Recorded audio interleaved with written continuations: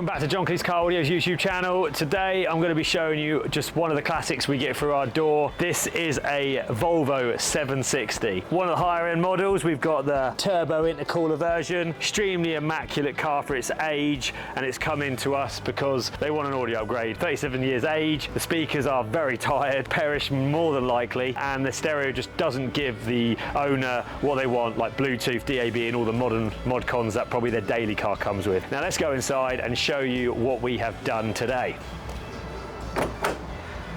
God, you've got to love the old sounds of clunk and clicks on these cars.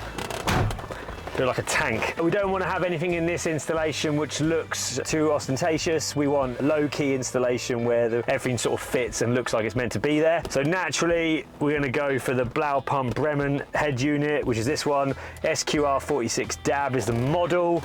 Extremely popular. You probably already know about it if you're into your classics and want a stereo upgrade. Let's turn it on.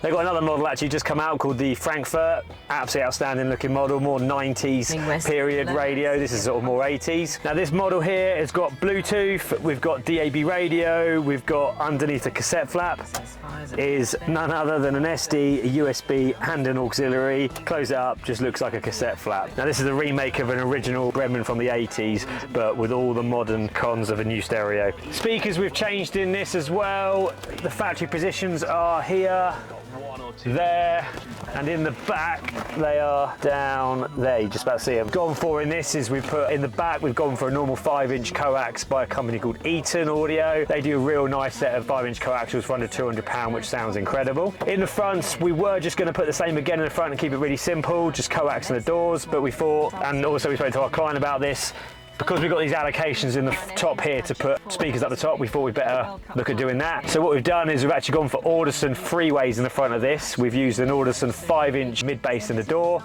and then we've used a Audison 2-inch to act as like a mid-range wideband speaker, and then we use an Audison tweeter as well. So actually underneath those grills are actually a 2-inch and a tweeter in both positions.